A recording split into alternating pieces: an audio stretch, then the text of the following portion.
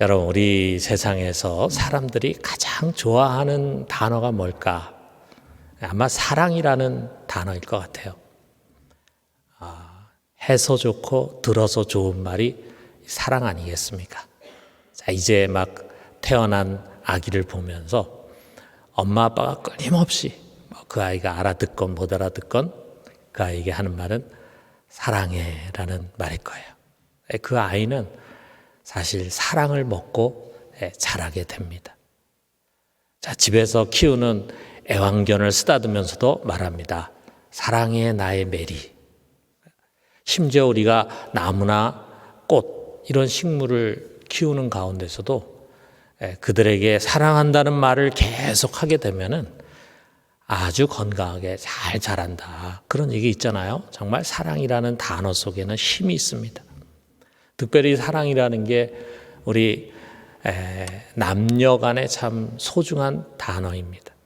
모르는 남녀가 소개를 받아가지고 서로 만나서 서로 사귀고 하는 가운데 사랑이 싹이 터. 그래서 서로 사랑하는 사이가 되면은 이제는 애인이라고 부르잖아요. 사랑하는 사람. 그렇게 부릅니다. 자, 그러면 이제 이들 눈에는 자연히 이제 사랑의 콩깍지가 씌워지게 되는 거죠. 그래서 만나면 헤어지기 싫고 헤어지면은 빨리 만났으면 좋겠고 뭐 그런 마음이 드는 거예요. 자, 그게 너무 이제 힘들어가지고 우리 아예 결혼해서 한 집에서 같이 삽시다 해가지고 이제 결혼을 하게 되는 거죠. 저는 주례할 때 신랑 신부에 꼭 숙제를 내줍니다. A4 용지 하나에다가 써가지고 와라.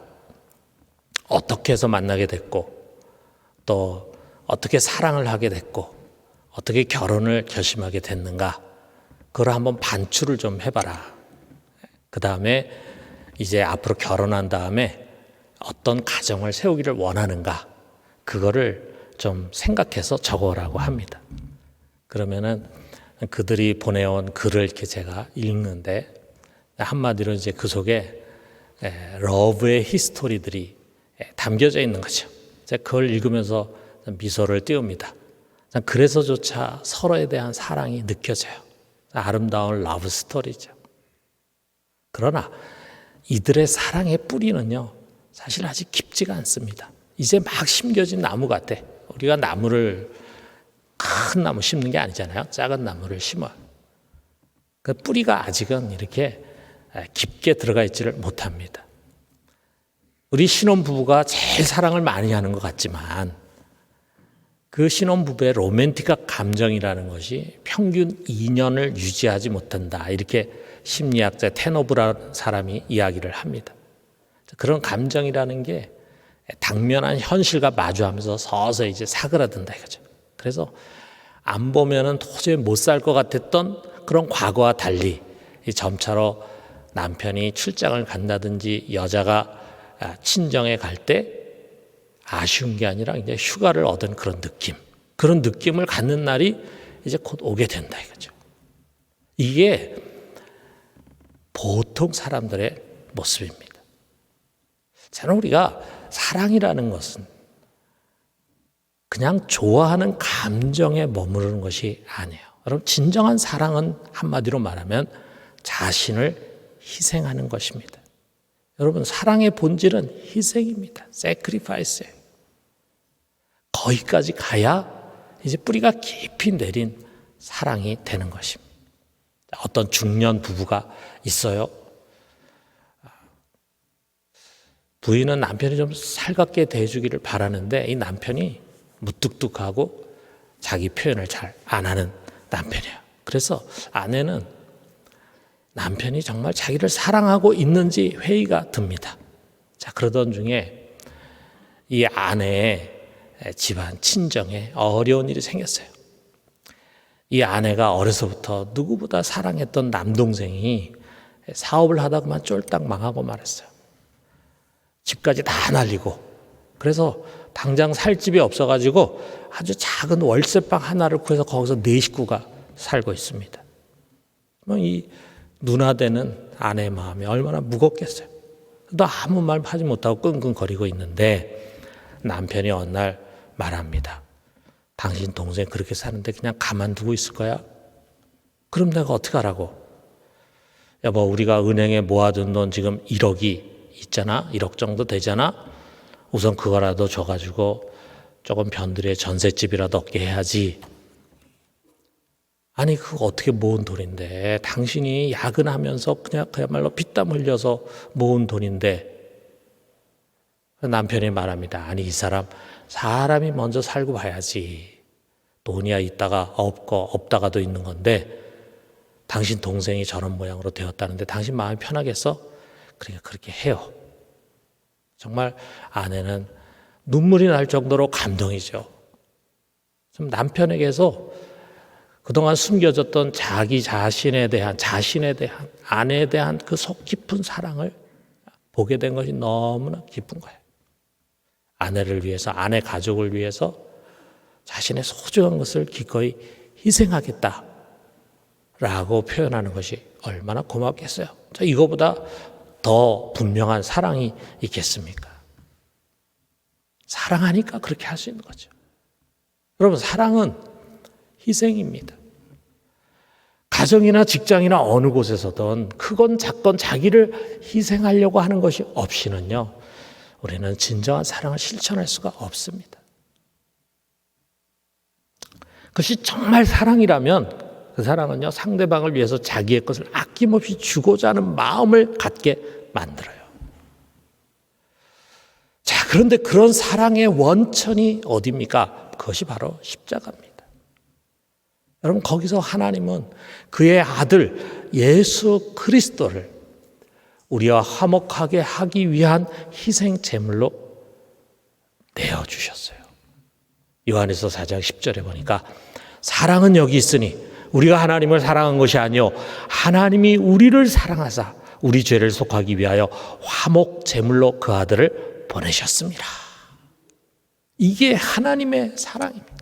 하나님의 사랑은 감정이 아니에요. 희생. 그리고 그 아들은요, 그 아버지의 사랑을 실천하기 위해 세상에 오셨고 결국은 십자가에서 자기의 몸을 우리를 위한 희생 제물로 바치셨어요. 여러분, 우리는 지난 몇 주 동안 요한복음 강해에서 예수님의 이 고난의 행로를 돌아봤습니다. 제자들에게 배신당하고 유대인들에게 붙잡히고 온갖 고초와 조롱을 당하고 그리고 빌라도의 법정에 가져가서 채찍질을 당하시고 그리고 거기서 전혀 말이 안 되는 불의한 판정으로 십자가 사형을 언도받고 그리고 나서 십자가를 지고 슬픔과 고난의 길 비아 돌로로사를 지나서 골고다 언덕에 가서 마침내 십자가에 매달려 십자가 처형을 받는 것을 돌아보았습니다. 그리고 그 십자가에서 6시간 동안을 매달려 있었는데 그 6시간 동안에 모두 7번의 말씀을 주셨어요. 그 가상 7월을 우리가 이번 고난주간 특별 새벽 기도에서 돌아보았습니다. 여러분, 우리가 한번 생각해봐. 이게 말이 되는 이야기입니까? 모든 만물의 근원이고 그것을 만드신 분이고 그 모든 만물의 궁극적인 목적이 되시는 존귀하신 성자 하나님, 로고스 말씀이신 하나님이 자신의 피조물에 불과한 비천한 인간들에게 온갖 조롱과 수치와 멸시와 하대를 받고 육체적인, 정신적인, 영적인 고난을 당하시는 순환의 이야기잖아요. 이건 말이 안 되는 이야기입니다. 말이 안 되기 때문에 사람들 믿지를 못합니다. 이 초라한 죽음을 당한 예수와 절대자 하나님을 동일시하는 것을 사람들은 인정하지 못해요.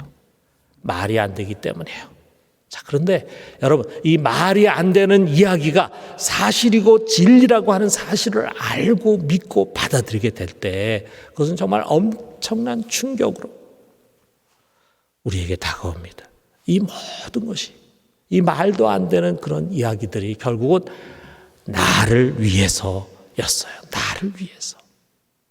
나를 위해서 이 엄청난 일들이 일어났어요. 나 같은 인간, 별로 대단하지도 못한 인간입니다. 심지어 나 자신도 부끄러워하고 때로는 싫어하는 그런 나 같은 인간을 위해서 하나님의 아들이 친히 오시고 고난 당하시고 그리고 죽임을 당했습니다. 그리고 말씀하십니다. 내가 너를 이처럼 사랑하노라 말씀하십니다. 여러분, 이게 나에 대한 하나님 아버지의 사랑, 그의 아들 예수 그리스도의 사랑입니다. 아들을 희생하신 아버지의 사랑이고 자기 몸을 아낌없이 희생하신 예수 그리스도의 사랑입니다. 여러분, 예수 그리스도 안에 있는 하나님의 사랑은요, 바로 이 희생 위에 서 있는 것입니다. 하나님 나를 위해서 아들을 희생하신 것은 나를 위해서 모든 것을 희생하신 것과 다를 것이 없어요. 아낌없이 다 내어주셨습니다. 여기 32절에 보니까 자기 아들을 아끼지 아니하시고 우리 모든 사람 위하여 내어주시니가 어찌 그 아들과 함께 모든 것을 우리에게 주시지 아니하겠느냐. 이 말씀은 하나님이 우리에게 아들 주셨다라고 하는 것은 이제 끝이라는 말이죠. 더 이상 우리에게 줄 것이 없다는 거죠. 모든 것을 내어준 것과 마찬가지의 사랑입니다. 그러므로 여러분, 나에 대한 하나님의 이 사랑을 어느도 이 세상의 그 어떤 무엇도 결코 끊을 수가 없습니다. 하나님보다 더 크고 강한 무엇이 나타나서 그 하나님의 의지를 꺾지 않는 한 나를 향한 하나님의 사랑의 의지, 나는 저를 사랑한다라고 하는 이 의지를 결코 꺾을 자도 없고 그 의지는 변하지 않습니다. 그런데 이 세상에 누가 하나님보다 더 큰 존재가 있을 수 있겠어요? 그러므로 여러분, 우리는 아주 뿌리가 깊어서 어떤 바람과 어떤 도전에도 흔들리지 않는 그런 사랑을 받고 있고 그런 사랑을 누리고 있는 자들입니다. 그런데 우리가 이 사랑을 받았는데 이 사랑을 받은 우리에게 문제가 있어요. 그게 뭐냐? 전능하신 하나님의 뿌리 깊은 사랑을 받고 있다고 해서 세상에서도 환대를 받는 것이 아닙니다. 자, 우리가 구약 성경을 보면 하나님이 이스라엘 민족을 택했어요. 그것은 큰 영광이에요. 그런데 선민 이스라엘이 결코 편안하고 쉽게 산 것이 아니잖아요. 그랬던 것처럼 우리 역시 여전히 죄가 관영하고 있고 고난이 가득 찬 광야 한가운데를 살아가고 있습니다. 그게 우리 현실이에요. 그러기에 우리는 살면서 많은 어려운 일들을 당할 수가 있습니다. 환난을 당할 수가 있어요. 그리고 불행해 보이는 일을 만날 수 있어요. 곤고한 일을 당할 수 있습니다. 박해를 받을 수도 있습니다. 기근을 겪고 굶주릴 수도 있습니다. 경제적으로 궁핍하고 가난한 상황을 맞이할 수도 있습니다. 또 우리가 살아가다 보면 생각지 못한 위험한 일을 당할 수도 있고 때로는 칼과 같이 우리를 위협하는 자를 만날 수도 있습니다. 여러분, 정도의 차이는 있지만요, 누구나 다 이런 일들을 겪으면서 세상을 살아갑니다. 아니, 때로는 정말 도살당하는 양같이 아주 커다란 시련 가운데 굴러떨어지는 그런 사람들도 있어요. 자, 그러면 여러분, 이 말씀 우리가 기억해요. 여기 35절에 36절이 그것을 가리키는데, 누가 우리를 그리스도의 사랑에서 끊으리요? 환난이나 곤고나 박해나 기근이나 적신이나 위험이나 칼이랴. 기록된 바 우리가 종일 주를 위하여 죽임을 당하게 되며 도살당할 양같이 여김을 받았나이다 함과 같으니라. 그럴 수 있습니다. 하나님의 이 지고의 사랑을 받은 우리도 세상 사람과 똑같이 코로나가 번창하니까 그 코로나 때문에 어려움을 겪잖아요. 우리 역시 큰 병에 걸릴 수 있습니다. 우리 역시 세상에서 실패와 좌절을 경험할 수 있습니다. 이것이 우리들의 현실이에요. 자, 그런데 연약한 우리들은요, 이런 어려움 겪을 때 시무룩해집니다. 마음이 가라앉고 침체가 됩니다. 왜 주님께서 나에게 이런 시련을 주실까? 내가 뭐 잘못한 것일까? 마치 나에게 찾아온 이런 현상들이 그리스도 안에 있는 하나님의 사랑과는 반대되는 것처럼, 거스리는 것처럼 느껴집니다. 그러면서 하나님 과연 나를 사랑하시는 것일까? 하나님의 사랑에 대한 회의가 찾아와. 그렇다면 어떻게 내게 이런 일이 일어날까? 하나님 나를 못마땅해 하시는 것이 아닌가? 여러 의구심과 회의가 마음을 사로잡습니다. 더 나아가서는 과연 그분의 손이 지금도 나를 붙들고 있는 것일까?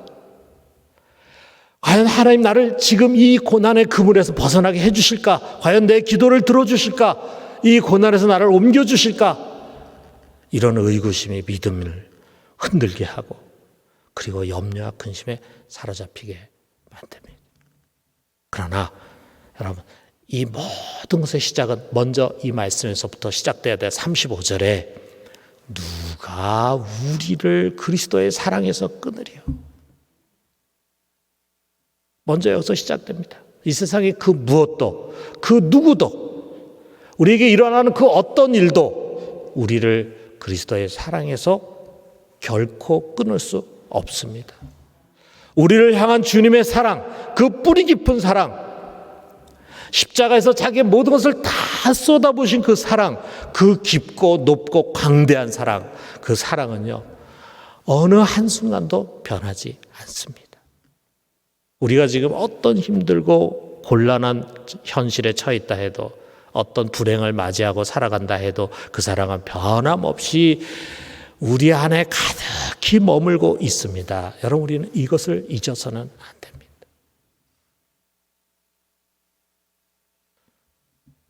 그리고 이 마지막 말씀을 마음에 담아요. 37절에. 자, 우리 같이 한번 읽어봅시다. 그러나 이 모든 일에 우리를 사랑하시는 이로 말미암아 우리가 넉넉히 이기느니라. 나를 사랑하시는 주님께서 나로 하여금 그 모든 것들, 내가 당면한 그 모든 문제들을 뛰어넘게 해주실 것입니다. 지금 내가 당면한 그 일이 아무리 크고 어렵고 고통스러운 것이라 할지라도 우리는 반드시 그 모든 것을 결국은 이겨내게 될 것입니다. 주님은 그의 사랑하는 자를 위해서 정말 우리가 상상할 수 없는 기가 막힌 길을 준비하실 것입니다. 그렇지 않다면 주님께서 아주 특별한 은혜를 우리에게 부어주셔서 우리의 내면을 강하게 만들어 주셔가지고 그런 것들을 감당할 수 있는 그런 힘을 갖게 해주실 것입니다. 그래서 지금 나에게 찾아온 그런 어려움과 시련들이 전혀 어렵다고 느껴지지도 않고 고난으로 느껴지지도 않게, 아무 문제로 느껴지지도 않게 나를 강하게 만들어 주실 것입니다. 그러므로 사랑하는 성도 여러분, 이 고난주간과 고난절에 예수 그리스도의 고난을 돌아보면서 우리는 다시금 그의 고난 속에서 나에 대한 그리스도의 사랑, 하나님 아버지의 사랑을 확신해요. 예수님께서 십자가에서 그 모진 고난을 당하시면서 우리들에게 원하는 것은 다른 무엇이 아닙니다. 내가 너를 이처럼 사랑하고 너 잊어서는 안 된다. 우리가 그리스도의 고난에 가장 반하는 행위는 뭐냐 하면 주님이 그처럼 자신을 희생하고 고통을 당하셨음에도 불구하고 여전히 자기에게 일어나는 크고 작은 문제를 가지고 주님, 정말 나를 사랑하시는 겁니까? 이렇게 그분의 사랑에 대해서 의심하고 회의를 갖는 그것이야말로 예수 그리스도께서 나를 위해 그처럼 고난 당하신 것을 깨닫고 알지 못하는 어리석은 행위인 것입니다. 여러분, 그분의 사랑에 대한 신뢰의 뿌리를 우리 속에 깊게 내려요. 그래서 어떤 일을 만나건 어떤 상황에 처하건 결코 의심하지 않을 믿음의 뿌리가 우리에게 필요합니다. 우리가 그 사랑을 신뢰하면 신뢰할수록 우리의 마음은 평강으로 가득 찰 것이고 우리는 안정감으로 가득 차서 어떤 일을 만나도 흔들리지 않을 것입니다. 슬픔의 자리가 기쁨으로 바뀌고 불평의 자리에 감사가 가득 넘치게 될 것입니다. 오늘 이 고난절 우리의 예배와 성찬 가운데 그러한 성령의 은혜가 우리 속에 가득 넘치게 되기를 주님의 이름으로 축원합니다.